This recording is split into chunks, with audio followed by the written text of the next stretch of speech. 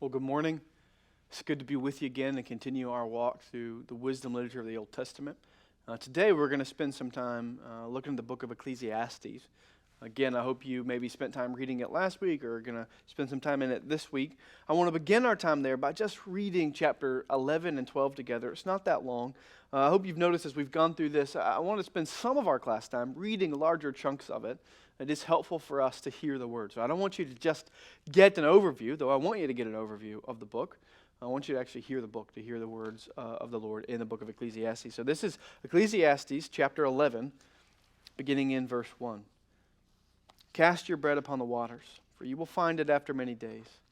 Give a portion to 7 or even to 8, for you know not what disaster may happen on earth. If the clouds are full of rain, they empty themselves on the earth. And if a tree falls to the south or to the north, in the place where the tree falls, there it will lie. He who observes the wind will not sow, but he who regards the clouds will not reap. As you do not know the way of the Spirit comes to the bones in the womb of a woman with a child, so you do not know the work of God who makes everything. In the morning sow your seed, and at evening withhold not your hand, for you do not know which will prosper, this or that, or whether both alike will be good. Light is sweet, and it is pleasant for the eye to see the sun. Amen to that, right? So if a person lives many years, let him rejoice in them all. But let him remember that the days of darkness will be many. All that comes is vanity. Rejoice, O young man, in your youth, and let your heart cheer you in the days of your youth. Walk in the ways of your heart and the sight of your eyes, but know that for all these things God will bring you into judgment. Remove vexation from your heart and put away pain from your body, for youth and the dawn of life are vanity. Remember also your Creator in the days of your youth, before the evil days come and the years draw near, of which you will say, I have no pleasure in them. Before the sun and the light and the moon and the stars are darkened, and the clouds return after the rain, and the day when the keepers of the house tremble, and the strong men are bent, and the grinders cease because there are few, and those who look through the windows are dimmed, and the doors on the street are shut, when the sound of the grinding is low, and one rises up at the sound of a bird, and all the daughters of song are brought low. They are afraid also of what is high, and terrors are in the way. The almond tree blossoms, the grasshopper drags itself along, and desire fails, because man is going to his eternal home. And the mourners go out about the streets. Before the silver cord is snapped, or the golden bowl is broken, or the pitcher is shattered at the fountain, or the wheel broken at the cistern, and the dust returns to the earth as it was, and the spirit returns to God who gave it. Vanity of vanity, says the preacher. All is vanity. Besides being wise, the preacher also taught the people knowledge, weighing and studying and arranging many proverbs with great care. The preacher sought to find words of delight, and uprightly he wrote words of truth. The words of the wise are like goads, and like nails firmly fixed on the collected sayings. They are given by one shepherd. My son, beware of anything beyond these. Of making many books there is no end, and of much study is a weariness of the flesh. The end of the matter, all has been heard. Fear God and keep his commandments, for this is the whole duty of man. For God will bring every deed into judgment, with every secret thing, whether good or evil. We saw there even the theme there in verse 4 or verse 13 of chapter 12. The end of the matter, all has been heard. Fear God and keep his commandments, for this is the whole duty of man. This week and next week we are looking at the book of Ecclesiastes and the book of Song of Solomon. That these two books, what they do is in many ways they are a commentary on Genesis 1, 2, and 3. The Genesis 1 and 2 are commented on by the book of Song of Solomon. It talks about marriage and love and delighting in the wife of one's youth, being fruitful and multiplying, which is in many ways what's happening in Genesis 1 and 2. But Ecclesiastes, unlike the book of Song of Solomon, is not so much a commentary on Genesis 1 and 2, but rather on Genesis 3, on the brokenness of the world, on living a life in this world in which things don't happen the way that they should, in which things don't work the way that they should, in which we are no longer living in Eden, but instead we're living in a world where pandemics happen, and tornadoes happen, and cancer happens. We're living in a long, hard life. It's that life, that Genesis 3 life, that the writer of Ecclesiastes seems to deal with. And that's that life that I want us to look at this morning as we turn to work through this book. Again, as we've done, I want to sort of show you where we're headed for the day as we're going to be together. These four things, we'll talk about the context of the book some. We'll look at the major theme, look some at the structure of the book, and talk a little bit about practical application there at the end, as that's the tail end of the structure of the book is actually practical application. So this is where we're headed for the day as we talk about where this book comes. So let's begin our time looking at first at context. So if you look at chapter 1, verses 1 through 12, tell us that the author is the son of David. Now we don't know specifically which son of David. The text never gives us a name. Traditionally, it has been ascribed to Solomon. And I think Solomon's a good guess. Solomon was known for wisdom. This is a book about wisdom. There are some pieces in here that don't so much sound like Solomon. It's written as instruction for his son, but we don't know for sure. But I think that this is probably Solomon. I think what you'll hear me say, if I say it right in this class, is I'll refer to the writer as Solomon, though that isn't specifically and explicitly laid out in the text. I think Solomon is probably a pretty healthy guess for us, though it could be another son of David. But what we know here is that this is a king. Right? It's one of the kings of Israel. I think Solomon is probably a good guess. Similar to what we saw last week, we have a really interesting thing to think about. So if we think again about sort of the narrative arc of the Bible, you have a creation here all the way to this consummation, right? This new heaven and new earth when Jesus is coming back. We have the fall, we have the longing of the Old Testament, we have the coming of Jesus, right? We have the cross, and we have this period of the church, this in-between time between Jesus, the first coming of Jesus and the second coming of Jesus. So the writing of this would take someplace here, right? If Solomon writes this, one of the kings of Israel writes this, the sons of David, it takes place sometime in the longing period in the Old Testament before the coming of Jesus, right? A couple things we can mention about this book as sort of placing it in redemption history. First, we can think about this book as a how-to guide of how to live in a fallen world. So the people in Israel, as they're living, the king of Israel is living in this longing, waiting for the coming of Jesus. They're trying to figure out, they too are in a broken world. They too are in a Genesis 3 world. What does it look like to live in that world? In many ways, Ecclesiastes is a how-to guide of what it looks like to live in a broken world. And in that sense, it sits atop the storyline of redemptive history. And that though it's written here, that really all of this could be about how to live in a broken world, awaiting the ultimate return of Jesus and the ultimate consummation. Second thing we can say about this book is that it was, when the Old Testament was first compiled, though this isn't inspired, the compilation isn't inspired in this way, but when the Old Testament was first inspired and arranged, the order of the Old Testament books is not the same order that we have today in most of our English Bibles, so the order was a little bit different. The original compilers of the Old Testament would put the order of Ecclesiastes with the other post-exile books like Esther and Daniel, Ezra and Nehemiah, right? So it's put there between Esther and Daniel and Ezra and Nehemiah. Interestingly so it probably written there, but put here in the post-exile time. So that's really interesting. That's a really interesting thing for us, that it tells us at least a little bit about how maybe they used the book of Ecclesiastes, that in that sense, then, Ecclesiastes may have been positioned to answer, may have been positioned as an answer to the meaningless or seemingly meaningless life for the people of God after exile, as they're living in the second temple. So if you remember the biblical storyline, when the people of God come back from exile, when they return, they rebuild the temple. And if you remember what happened, what did those do? Those who had seen the glory of the first temple, what did they do when they saw the second temple? They wept because they remembered the glory of the first temple. And so what we find is that the original compilers place Ecclesiastes with the post-exilic books. And maybe, I think, it tells us at least a bit about how they used it. It was gets to the existential question raised by people who'd lost their land, who'd lost their temple, who'd lost their nationhood, and as a result had lost their identity. What does it look like to live in this broken world? So with that said, what's the background? What's the theme, right? What's the message of this book? Like Job, Ecclesiastes, before giving us an answer, first poses a problem, right? First poses a question and then gives us a solution. And the question sounds like this: what is the meaning of life? Isn't it all fleeting, empty, pointless, and vain, since we're all just racing towards death anyway? That's the question of Ecclesiastes. Is life pointless? Is it meaningless? Is it all vain? To quote chapter 1, beginning in verse 2, "Vanities of vanity," says the preacher. "Vanity of vanities. All is vanity. All is nothingness. What does man gain by all the toil at which he toils under the sun?"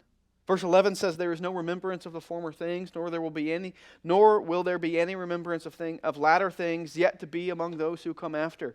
Is everything in this life meaningless? Is it all vanity? This is a serious question. One commentator writes about the book of Ecclesiastes this way: "Whoever has dreamed great dreams in his youth and seen the vision flee, or has loved and lost, or has been beaten barehanded at the fortress of injustice and come back bleeding and broken, has passed the teacher's door and tarried a while beneath the shadow of its roof." That this book seeks to answer the question, is life just broken? Is all of this worth it? Is all of this meaningless? Is all of your hard work, all the time you spent at work, the time you spend toiling, the time you spend in overtime, the time you spend paying your mortgage and putting gas in your car and mowing your lawn again and again, is all that you do in this life meaningless? Is it all purposeless? Is it all vain? You'll see here a summary, I think, of the book's answer to this question. Rather than vanity, vanity, I think the answer to that is meaningful, meaningful. All is meaningful, because all is ordered by an eternal, sovereign, and purposeful God. Therefore, we should fear God and rejoice in what He has given us to do and to have.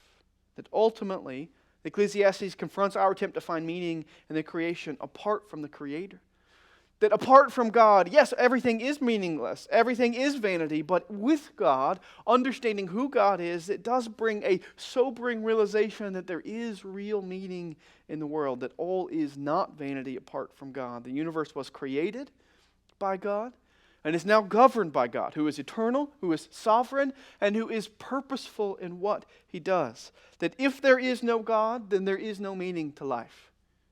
If you're an atheist, then there is no real meaning. There is no ultimate purpose to this all. It is just walking around on the earth until you die. That there is no purpose. All is vanity. But if there is a God, and He is eternal, and He is sovereign, meaning He's in control, and He's purposeful in what He does, then there is real meaning in life. There is real purpose. This is what the book of Ecclesiastes is getting to. Not just any God will do, only a God who ordains all things to come to pass. Only a God who has the power to carry out His plans. Only a God who can do anything temporal in our lives that He wants is a God that can bring lasting, meaningful significance to us. The God of Ecclesiastes is a sovereign God, and so everything is significant because we believe that God does nothing without reason. So therefore, like we saw at the end of the book, God is to be feared, and all that He gives us is to be done and to be enjoyed. After all, God is good, and He has meaningful reasons for giving us everything that comes into our life. Everything God does is purposeful. Now, I want you to notice, between the question of the book and the answer of the book is a massive gap. So if the question of the book is there any meaning in life? No, all life is meaningless. It's all vanity. But the answer of the book is, no, there is meaning. There is purpose found in the Lord. There's a huge gap there. So how do we get from A to B? How do we get from the answer to the solution? How is it that Ecclesiastes takes us from this? The message of the book is that everything is meaningful under an eternal, sovereign, and purposeful God. So how do we get there? Let's look at the structure and the outline of the book. I'll go through this quickly, real quick, but beginning in the first section, we have the vanities of vanity section. The proposing the question this is Solomon observing life and saying, everything in life is terrible. Everything is vanity. It's all worthless. It's all a vapor, and none of it matters.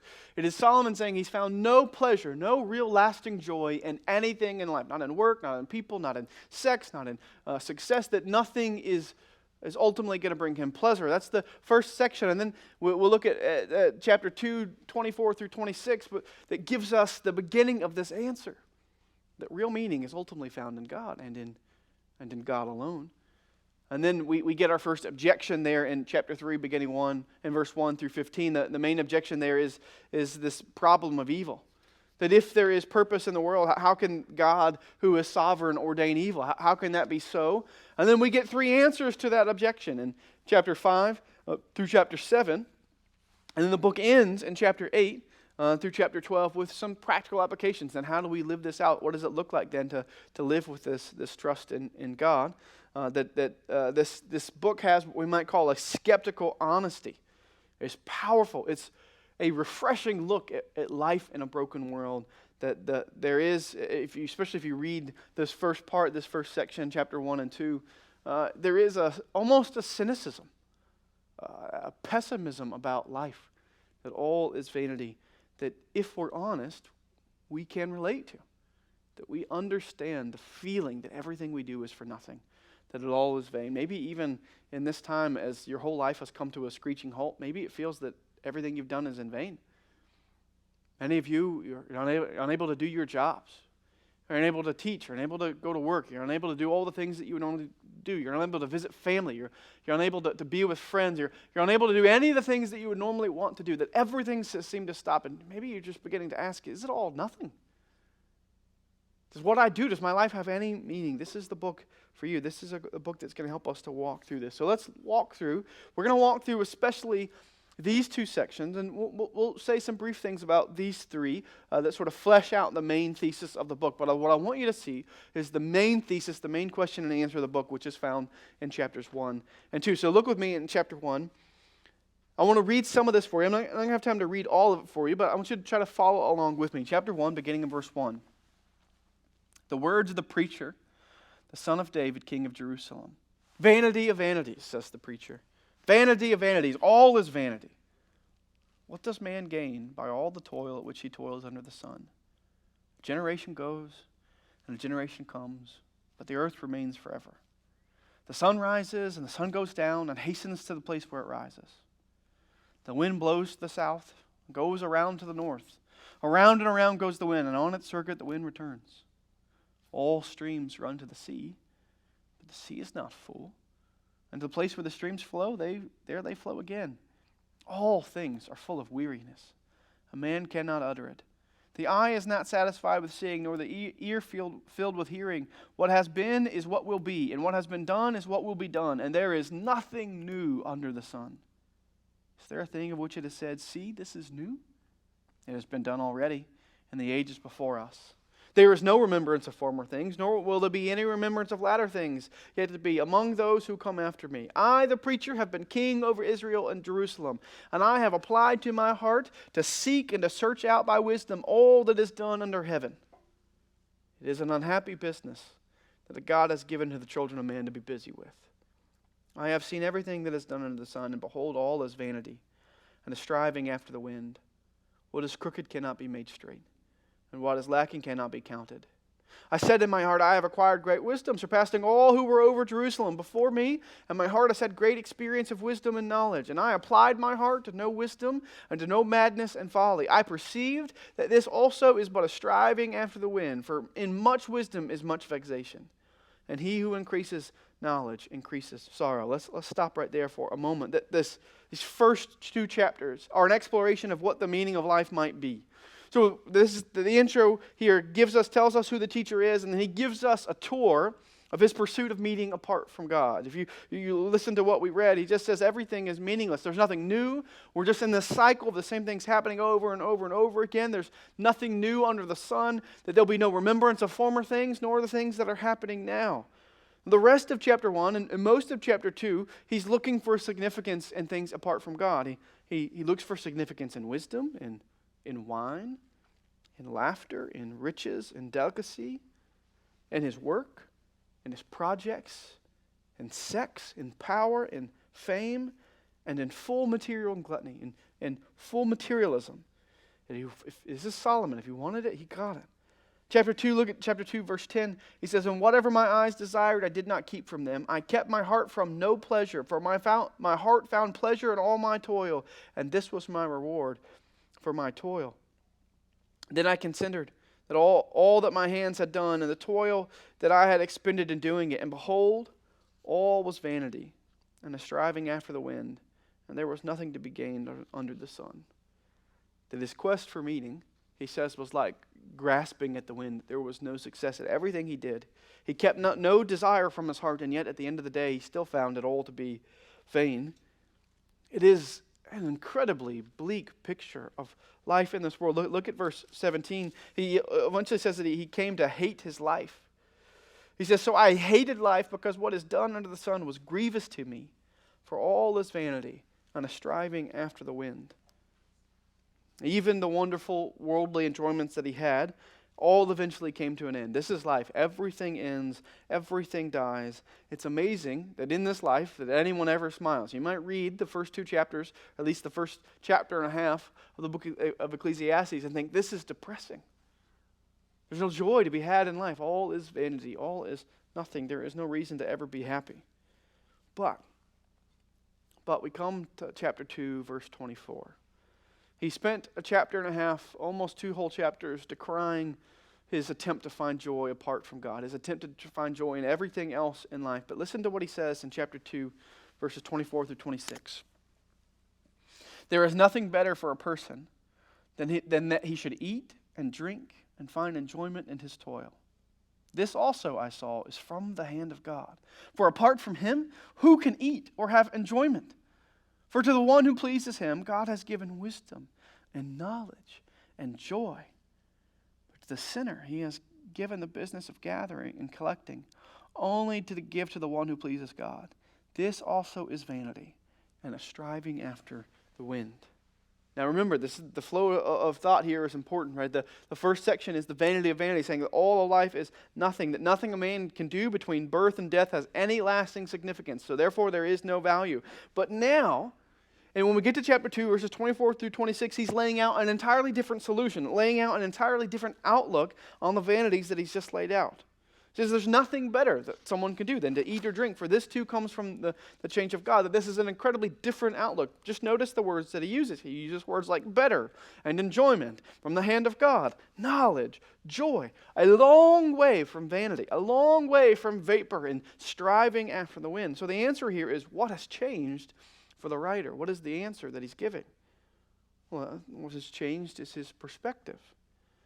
His perspective has changed because his life now is, he's seeing his life at the end of chapter 2 in light of God. He's seeing his life as connected to 2. Let's look at these verses. Look at 24. Read it again.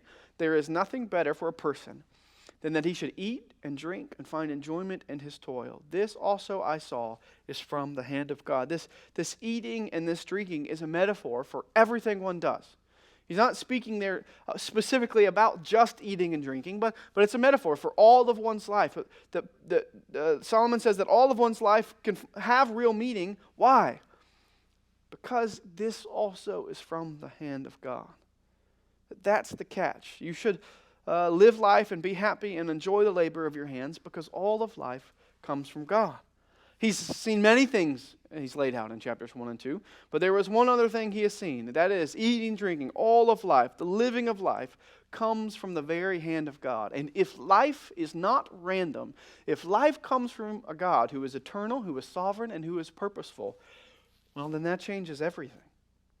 All of our outlook on life is different if God is God, if life comes from God. Before, right, that is from chapter 1, verse 1 through chapter 2, verse 23, Solomon looked at life as a natural man. We can understand this. He's reporting what he's seen, what he's experienced. And when that's the only information gathering instrument used, just the natural mind, his conclusions, though depressing, were right. But apart from God, there is no hope. There is no meaning in life.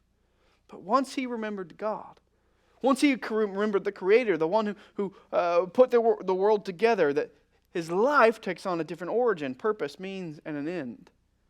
That how can what was vanity now have meaning? It's because now every origin, every activity, every piece of life finds its origin ultimately in God, not in randomness, not in meaninglessness.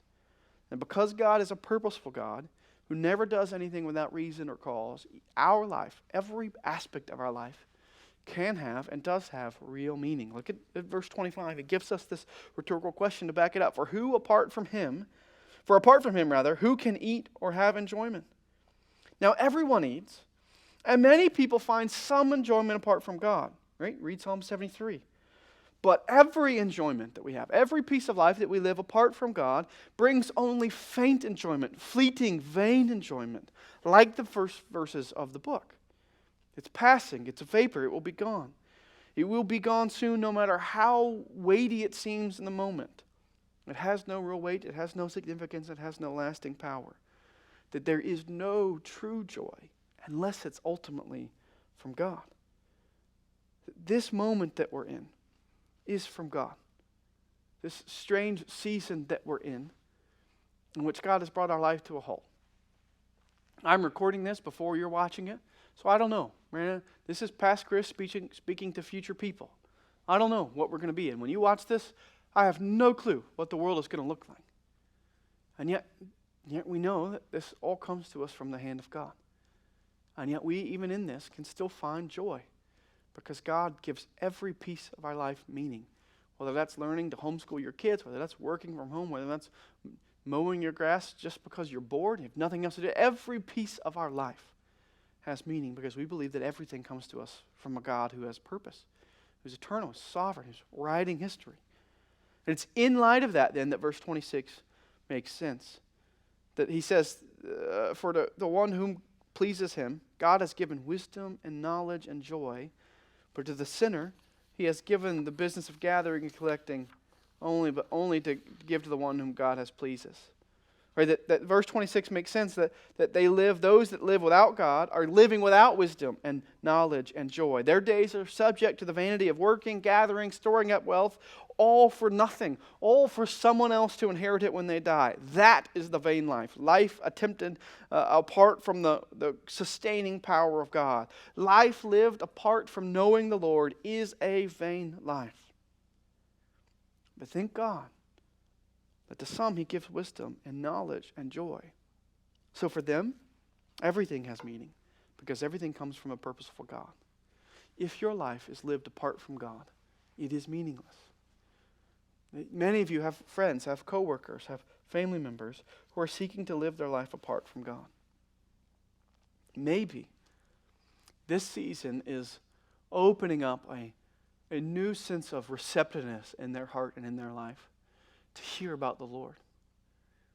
That if you're seeking to live life apart from Jesus, that maybe this season has at least done one thing for you. It has shown you just how fragile all the things that you built are. Just how easily all the things that feel so secure can be taken away. That if you're living your life for this world, to amass wealth, to have a nice house, have a nice car, to have success in your job, one day somebody else is going to live in your house. One day somebody else is going to drive your car. One day somebody else will have your job. One day you won't be able to spend your money anymore. One day you will, if the Lord tarries, you will die and be forgotten. I don't know anybody in my family that lived 200 years ago. If I were to die in 250 years, 300, 500 years, no one will know my name. That if we're living for this life, it is all in vain. Maybe God is using this season to help us remember that.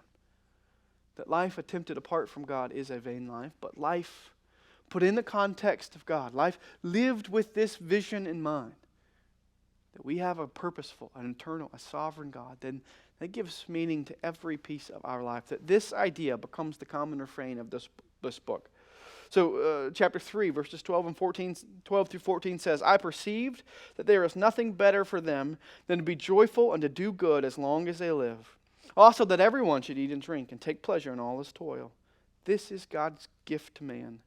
I perceive that whatever God does endures forever. Nothing can be added to it nor taken away from it. God has done it so that people fear before him. That is true meaning in life. That we read that essentially the same thing in chapter 5, verses 18 through 20. In chapter 8, verse 15. And again in chapter 9, 7 through 10. That this is a time that we ought to be praying for the Lord to open the eyes of those around us and to give us opportunities to speak to them about the vanity of vanities and to speak to them about where true meaning, true joy comes in life. It is only going to come from God. The question, right, the problem of the book of Ecclesiastes is depressing. But the answer, the solution, brings with it great hope and great joy that every part of my life has real and true meaning. This is what the book is about. That ultimately, if we know God, if He is sovereign, if He is eternal, if He is purposeful, every piece of our life has meaning. The good things, the successes, the times of comfort and happiness, the bad things, the tragic things, the things that cause us great grief and suffering and anguish, even those things have great purpose and meaning. So that we trust that even in this season, as awful as it is, as tragic as it is, as uncomfortable as it is for us, we believe that it has meaning. That it's not random. It's not come to us apart from the sovereign will of God, but that it does have meaning. God intends to use it for our good and for His glory. This is what is so refreshing about the gospel, and then particularly the gospel as we see it through the lens of the book of Ecclesiastes, is that we are not living a meaningless life, but that every moment of our life can have great meaning because God has great purpose. So what does the rest of the book look like? All right, so coming out of this, right, the first objection that comes is this objection that comes in chapter 3, beginning in verses 1 through 15.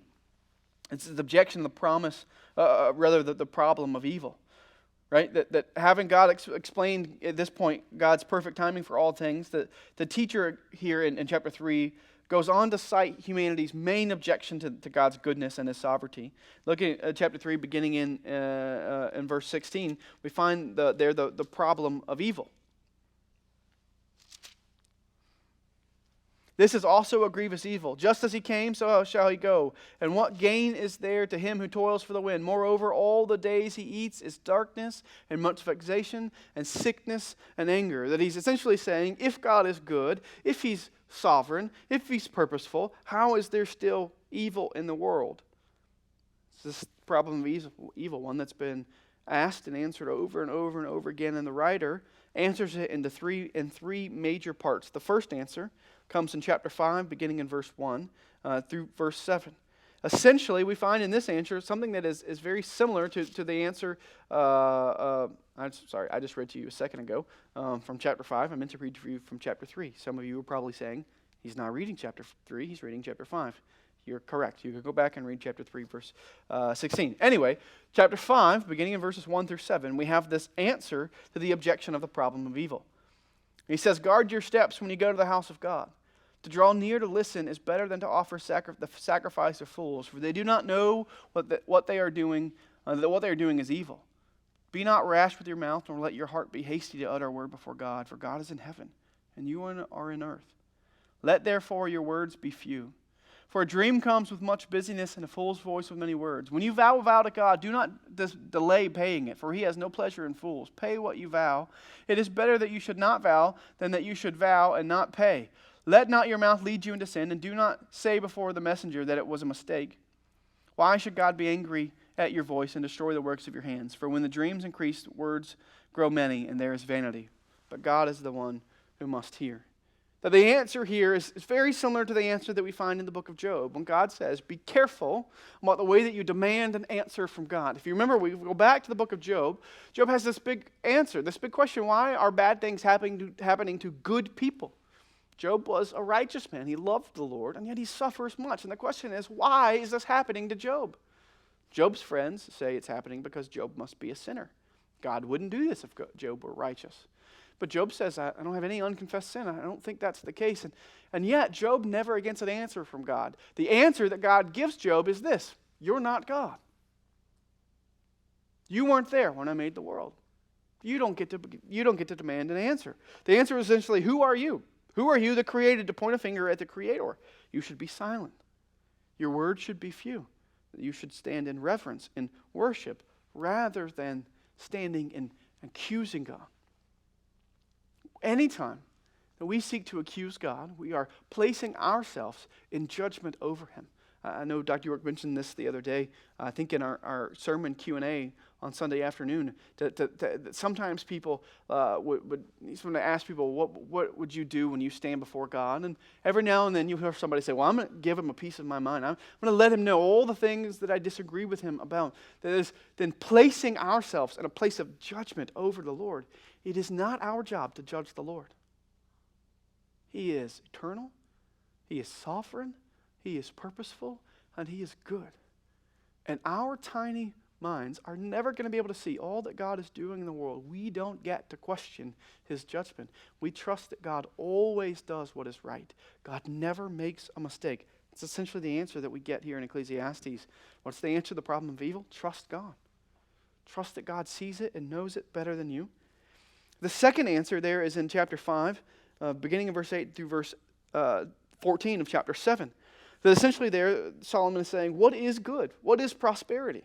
That those who have what seems to be good, those who have prosperity, don't necessarily have a blessing from God, nor do those who go without it, nor do those who don't have seeming prosperity and blessing, prosperity and good, doesn't mean that they don't have the blessing of God. That essentially what the writer of Ecclesiastes says is to be careful about looking at wealth and honor in this world and assuming that wealth and honor means the blessing of God. If you were to go through the book and to lay out the people who loved God and followed Him in the most righteous, God-fearing ways, what you will find is that many, if not most of those people, did it with seeming poverty in this world. That they were oppressed, they suffered. They suffered at the hands of other men. They suffered in the way that we all suffer in a Genesis 3 world, that they often were in poverty. They had no money, that they were not blessed from an earthly standpoint, from a natural man understanding. They didn't seem to have great wealth. They didn't seem to have great riches or power. And yet what the Bible tells us over and over and over again is to be careful that we not judge the world the way that men judge the world.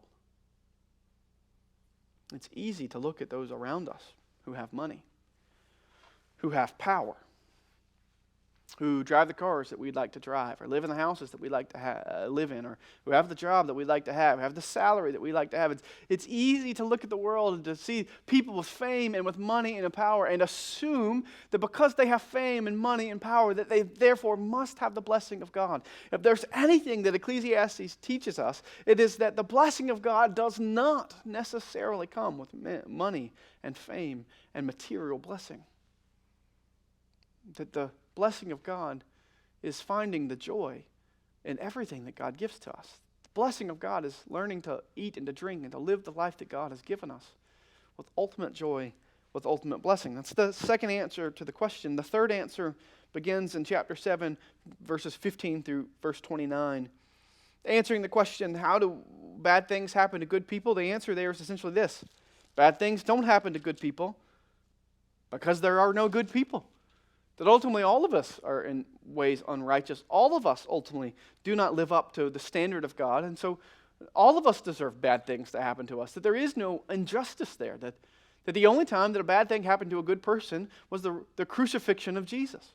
That Jesus was the only good person. It's the only time a true injustice has taken place. For we're not good people. We're not perfect people. Bad things are going to happen to us. And then the writer finishes out the book in chapter 8, verses 1 through chapter 12, verse 14, with these practical applications of the book. Of what does it look like then to live out this life, enjoying your life? Look at, for an example, of what this looks like with me in chapter 9. Chapter 9, beginning of verse 7, Solomon says, "Go, eat your bread with joy, and drink your wine with a merry heart, for God has already approved what you do. Let your garments always be white. Let not oil be lacking from your head. Enjoy life with the wife whom you love, all the days of your vain life that He has given you under the sun. Because that is your portion in your life, and in your toil at which you toil under the sun. Whatever your hand finds to do, do it with all your might. For there is no work or thought or knowledge or wisdom in Sheol to which you are going."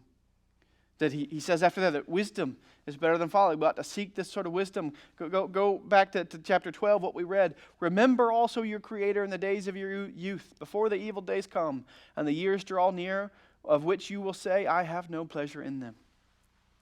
That in these chapters, chapter 8 through chapter 12, It is Solomon closing up the book saying, in light of this, that life apart from God is meaningless, that it's worthless, that it is all in vain. See your life in light of God and live your life and enjoy it. That you don't need fame, you don't need money, you don't need wealth, you don't need all the material trappings of the world to be able to enjoy life. That the real wise life, remember, this is wisdom literature.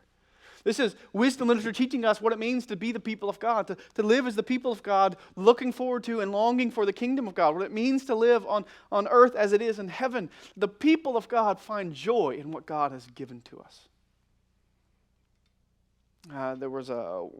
Spurgeon was asked once, I think by a cobbler, how do I be a Christian cobbler? How do I be a Christian shoemaker? And Spurgeon said, it's not the way you be a Christian shoemaker is not that you put little crosses on your shoe, but that you make the best shoes that you can make. What does it look like to be faithful and to honor God and to find joy in this life? Joy in this life will not come from hoping that your life looks like somebody else's. That joy in this life will not come from hoping that your life is different than it is now, hoping that your circumstances will change, that your bank account will change, that the people in your life will change. Joy in this life will not come from things outside of you. Joy in this life will come from the Spirit of God in you. If you work in a factory, work hard. Enjoy the labor that God has given you. Earn money that you might provide for your family and honor God with your work.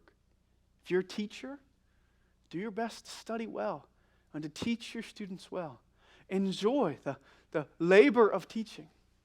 If you work with your hands, enjoy the ability that God has given you to work with your hands and do it to the best of your ability that you might honor God in your work. If you're an accountant, if you're a lawyer, if you're an insurance agent, right? Whatever you do, work for the glory of God.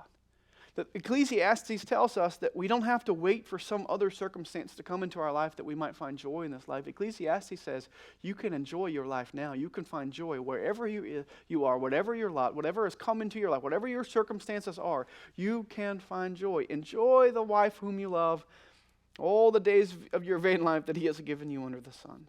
Because that is your portion in your life and in your toil at which you toil under the sun. Whatever your hand finds to do, do it with all your might, for there is no work or thought or knowledge or wisdom in Sheol to which you are going.